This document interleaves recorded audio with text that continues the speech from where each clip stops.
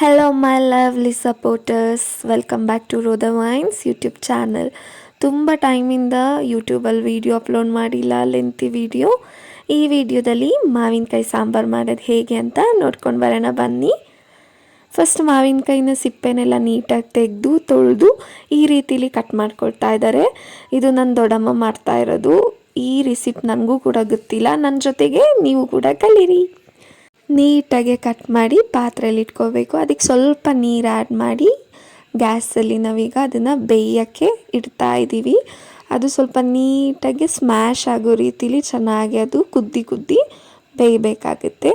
ಅದರೊಟ್ಟಿಗೆ ನಾವು ನೀರು, ಅರಿಶಿಣ, ಖಾರದ ಪುಡಿನ ಹಾಕ್ಕೊಳ್ತಾ ಇದ್ದೀವಿ. ನಾವು 1/4 ಸ್ಪೂನಷ್ಟು ಖಾರದ ಪುಡಿನ ಆ್ಯಡ್ ಮಾಡ್ಕೊಳ್ತಾ ಇದ್ದೀವಿ. ಅದು ಚೆನ್ನಾಗಿ ಕುದ್ದ ಮೇಲೆ ಇಲ್ಲಿ ಮತ್ತೆ ನಾವು ಸಾಲ್ಟ್ನ ಆ್ಯಡ್ ಮಾಡ್ತಿದ್ದೀವಿ. ನಿಮಗೆ ಎಷ್ಟು ರುಚಿಗೆ ಎಷ್ಟು ಬೇಕಾಗಿರುತ್ತೆ ಅಷ್ಟನ್ನ ಆ್ಯಡ್ ಮಾಡಿ. ಅದು ನೀಟಾಗಿ ಕುದ್ದಿ ಆ ಮಾವಿನಕಾಯಿ ಎಲ್ಲನೂ ನೀಟಾಗಿ ಸ್ಮ್ಯಾಶ್ ಥರ ಆಗಬೇಕು. ಬೆಂದು ಕರ್ಗ ರೀತಿಲಿ ಆಗಬೇಕು. ಅದಕ್ಕೆ ನಾವೊಂದು ನೆಕ್ಸ್ಟ್ ಜಾರಲ್ಲಿ ತೆಂಗಿನಕಾಯಿ, ಹಸಿಮೆಣಸಿನ್ಕಾಯಿ, ಜೀರಿಗೆನ ಹಾಕಿ ನೀಟಾಗಿ ಗ್ರೈಂಡ್ ಮಾಡಿ ಸಪ್ರೇಟ್ ಎತ್ತಿಟ್ಕೊಳ್ಳೋಣ. ನೀಟಾಗಿ ಕುದಿತಿರುವ ಮಾವಿನಕಾಯಿ ಜೊತೆಗೆ ಇಲ್ಲಿ ನಾವು ಕರ್ಡ್, ಮೊಸರನ್ನ ಆ್ಯಡ್ ಮಾಡ್ಕೊಳ್ತಾ ಇದ್ದೀವಿ. ತಿಕ್ ಕರ್ಡ್ನ ನಾವಿಲ್ಲಿ ಯೂಸ್ ಮಾಡ್ತಾ ಇದ್ದೀವಿ.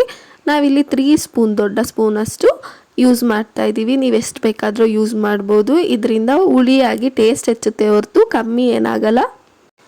ಮೊಸರು ನಂತರ ಗ್ರೈಂಡ್ ಮಾಡಿಟ್ಟಿದ್ದಂತಹ ಮಸಾಲೆನ ನಾವು ಆ್ಯಡ್ ಮಾಡ್ಕೊಳ್ತಾ ಇದ್ದೀವಿ.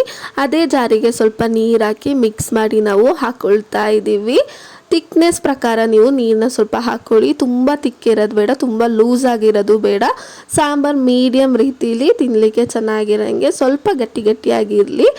ಅದಾದ ನಂತರ ಅದು ಕುದೀಲಿಕ್ಕೆ ಇಟ್ಬಿಟ್ಟು ಸೈಡಲ್ಲಿ ಒಗ್ಗರಣೆ ಹಾಕ್ಕೊಳ್ಳೋಣ. ಯೂಶ್ವಲಿ ಎಲ್ಲರಿಗೂ ಗೊತ್ತು ಏನೇನು ಒಗ್ಗರಣೆಗೆ ಯೂಸ್ ಮಾಡ್ತೀವಿ ಅಂತ. ನಾವಿಲ್ಲಿ ಎಣ್ಣೆಗೆ ಸಾಸಿವೆನ ಹಾಕ್ಕೊಳ್ತಾ ಇದ್ದೀವಿ. ಸಾಸಿವೆ ಸಿಡಿದ ನಂತರ ನೆಕ್ಸ್ಟ್ ಸ್ವಲ್ಪ 1-2-3 ಕಾಳಷ್ಟು ಮೆಂತೆನ ಆ್ಯಡ್ ಮಾಡ್ತಾ ಇದ್ದೀವಿ. ಕರಿಬೇವಿನ ಸೊಪ್ಪು, ಕರಿ ಲೀಫ್ನ ಆ್ಯಡ್ ಮಾಡ್ತಾ ಇದ್ದೀವಿ. ಇದನ್ನು ನಾವು ಸಾಂಬಾರಿಗೆ ಆ್ಯಡ್ ಮಾಡಿದ್ರೆ ಇಲ್ಲಿ ಮಾವಿನಕಾಯಿ, ಮಾವಿನಕಾಯಿ ಸಾಂಬಾರು ರೆಡಿ ಆಗುತ್ತೆ. ಒಗ್ಗರಣೆಗೆ ನೀವು ಬೇಕಿದ್ದರೆ ಬೆಳ್ಳುಳ್ಳಿನ ಕೂಡ ಆ್ಯಡ್ ಮಾಡ್ಬೋದು. ತುಂಬಾ ಟೇಸ್ಟ್ ಆಗಿರುತ್ತೆ. ಸಾಂಬಾರು ಹುಳಿಯಾಗಿ ಖಾರವಾಗಿರುತ್ತೆ. ನಾನು ಕೂಡ ಫಸ್ಟ್ ಟೈಮ್ ತಿಂತಾ ಇರೋದು. ನನಗಂತೂ ಸಖತ್ ಇಷ್ಟ ಆಯಿತು. ನಿಮಗೂ ಕೂಡ ತುಂಬಾ ಇಷ್ಟ ಆಗುತ್ತೆ. ಮರೆಯದೆ ನಮ್ಮ ಚಾನಲ್ಗೆ ಸಬ್ಸ್ಕ್ರೈಬ್ ಮಾಡಿ, ಸಪೋರ್ಟ್ ಮಾಡಿ. ಬಾಯ್ ಬಾಯ್.